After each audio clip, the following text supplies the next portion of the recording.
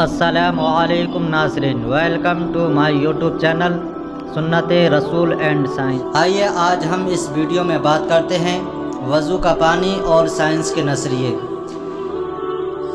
آپ نے وضو کے تعلق کئی ساری یوٹیوب پہ ایسی ویڈیو دیکھی ہوں گی کہ جن میں وضو کا طریقہ، وضو کے پانی سے گناہ دھلتے ہیں، ایسی بہت ساری ویڈیو دیکھی ہوں گی، لیکن آپ نے آج تک کوئی ایسی ویڈیو نہیں دیکھی ہوگی کہ جس نے سائنس کے نظریے کو وضو کے پانی سے جوڑ کر آپ کے سامنے پیش کیا ہو۔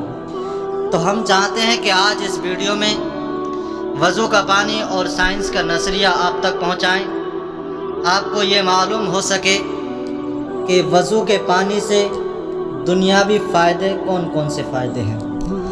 میرے عزیز دوستو، جب ہم وضو کرنے کے لیے بیٹھتے ہیں تو ہم جب ہاتھوں کو دھوتے ہیں تو ہاتھ دھونے سے ہمیں کون کون سے مرض سے شفا ملتی ہے، کون کون سے مرض سے ہم بچ سکتے ہیں۔ موجودہ مشینی دور میں انسان بہت مصروف ہو گیا ہے، ایسے مصروف انسان کے لیے کام کرنا ضروری ہے۔ اب بعض اوقات یہی ہاتھ کیمیکلز کو لگتے ہیں، اگر یہی کیمیکلز کچھ وقت ہاتھوں کو لگے رہیں تو بہت نقصان پہنچتا ہے۔ بالکل یہی کیفیت ایسے کاروباری حضرات کی ہے جن کے ہاتھ ہر وقت کسی نہ کسی چیز میں اٹکے اور بھرے رہتے ہیں، اور یہی حالات اگر صبح و شام تک رہے تو ہاتھ بہت جلد امراض میں مبتلا ہو جاتے ہیں۔ اگر ہاتھوں کو نماز کے بہانے وضو کے دوران دھویا نہ جائے تو کون کون سی بیماری ہمارے ہاتھوں کو لگتی ہے، آئیے میں آپ کو گنائے دیتا ہوں۔ نمبر 1، جیسے جلد کا رنگ، اوراس کی بیماریاں، گرمی کے دانے، ایگزیما، جلدی سوزش، پھپھوندی کی بیماریاں، ایسی کئی ساری بیماریاں لگ جاتی ہیں اگر ہم ہاتھوں کو بار بار نہ دھوئیں۔ ہمارے پورے ہاتھ پورے دن ایسے ہی نہ دھلیں، تو اسی لیے وضو کے بہانے ہمیں دن میں 5 مرتبہ ہاتھ دھونے کا موقع ملتا ہے اور ان تمام بیماریوں سے بچنے کا موقع ملتا ہے۔ آئیے، جب ہم کلی کرتے ہیں تو کلی دراصل اس چیز کا نام ہے کہ جو پانی استعمال کر رہے ہیں وہ صحت کے لیے نقصان دہ تو نہیں، کیونکہ ہاتھ پانی کو چھوتے ہیں اور کلی سے رنگ، بو اور ذائقے کی پہچان ہوتی ہے۔ کلی کرنے کا مطلب یہ ہے۔ لیکن میرے عزیز دوستو، ہم کھانا کھاتے ہیں تو غذائی ذرات دانتوں میں اٹک کر رہ جاتے ہیں، اور پھر وہ غذائی ذرات متعفن ہو کر ایک خاص شکل اختیار کر لیتے ہیں اور لعاب دہن کے ذریعے معدے میں پہنچتے رہتے ہیں، اور یہی متعفن مادہ دانتوں اور مسوڑوں کو نقصان پہنچاتا رہتا ہے۔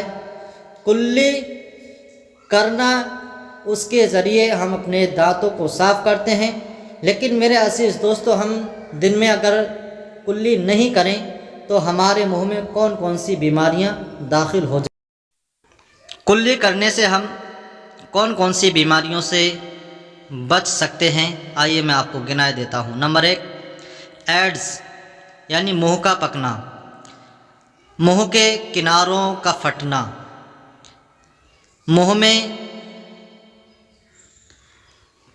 منہ کی داد قبا، منہ میں پھپھوندی کی بیماریاں، چھالے وغیرہ، ان بیماریوں سے ہم بچ سکتے ہیں۔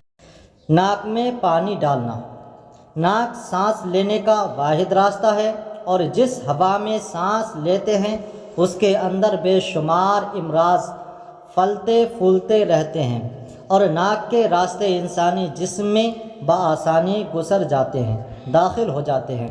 اب اگر یہی جراثیم، دھول، گرد و غبار جو ہر وقت ہماری ناک میں سانس کے ذریعے پہنچتی رہتی ہیں، صبح سے شام تک پہنچتی ہی رہیں، تو جلد خطرناک امراض پھیلنے کا خطرات بڑھ جاتے ہیں، حتیٰ کہ دائمی نزلہ اور ناک کے زخم کے مریضوں کے لیے ناک کا غسل بہت مفید اور مجرب ہے۔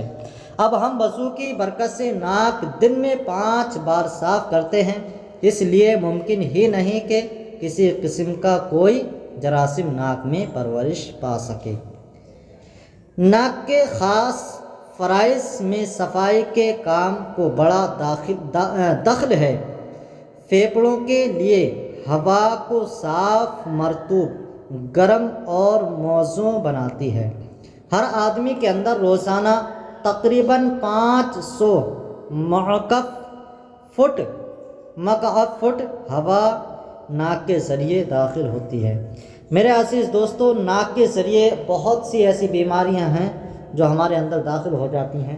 اگر ہم ناک میں پانی ناک کو صاف نہیں کرتے ہیں، ناک کو وضو کے دوران پانی ڈالتے ہیں، تو اس سے بہت سی ایسی بیماریوں سے بچ سکتے ہیں جن کا انجام خطرناک ہوتا ہے۔